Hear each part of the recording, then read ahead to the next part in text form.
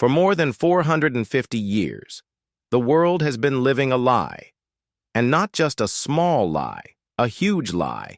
It's a lie printed on every map, on every passport. And today, one man just erased it. He asked a simple question. Why does it cost an African more money to visit their neighbor than it does for a European?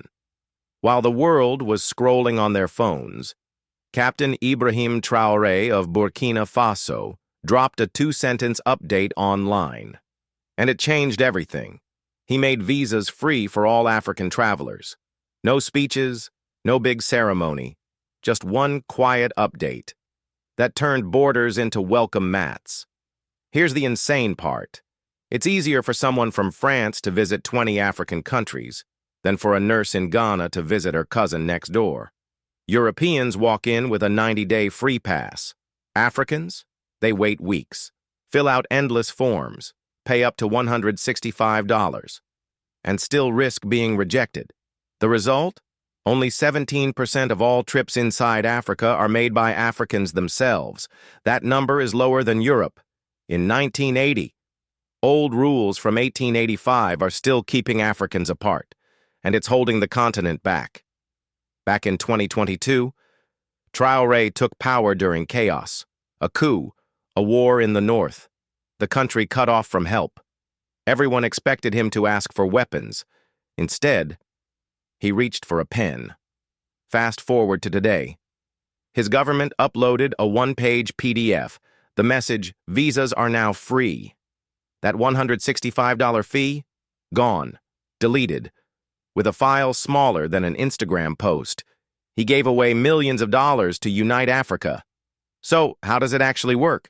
You still fill out a quick online form for security, but the $110 fee? Erased. Now, that money stays in Africa. Hotel owners, taxi drivers, local craft sellers, they get it. The government expects 48,000 more visitors, but this is bigger than numbers. It proves something powerful. Where you're from matters less than how you're welcomed. Burkina Faso isn't the first. Ghana did it in 2016. Rwanda in 2018. Kenya in 2023. And saw a 34% jump in African visitors in 1 year. But this move is the biggest yet. Why? Because Burkina Faso is poor, landlocked, at war. If they can give up $3 million in visa fees, what's the excuse for richer countries? There isn't one. This isn't just about tourism. It cuts out the middleman. French agencies once took 30 cents from every visa dollar. Now that money stays in Africa. Traoré is also pushing new railroads and teaching local languages in schools. He's building a new future on his own terms. But wait, isn't this dangerous? With a war going on, won't it let in bad actors? Number. Security checks stay the same. Biometrics, data scans, all still there. Only the fee is gone. And here's the twist. It makes the borders safer. Good people now use official crossings. Illegal crossings dropped by 12%. Imagine a truck driver hauling cocoa from Accra to Dakar. Before, he paid $150 in visas, another $40 in bribes, and lost 2 full days at borders. Now, he saves the money and a full day of travel. Multiply that by thousands of trucks. Experts say, if every African country did this, it would add $2.8 billion to the economy in just 5 years. Everyone blames Europe for drawing Africa's crazy borders. But here's the truth. Africans themselves have been paying to keep those borders alive. Every visa fee was a payment for division. Traoré just said, no more. The map isn't permanent. It's a whiteboard, and he just wiped part of it clean.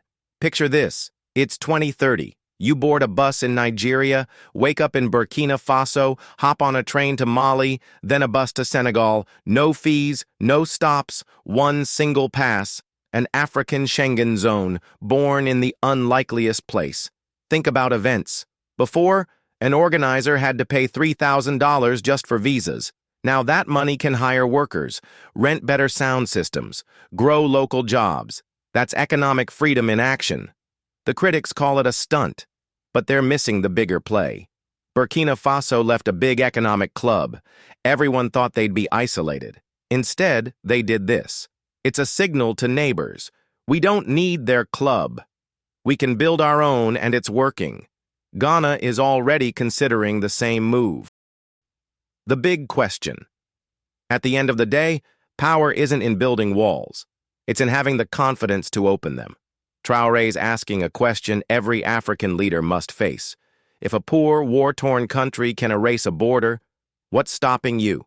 These old borders only exist because people pay for them, stop paying, and they disappear. The future of Africa isn't being decided in a boardroom.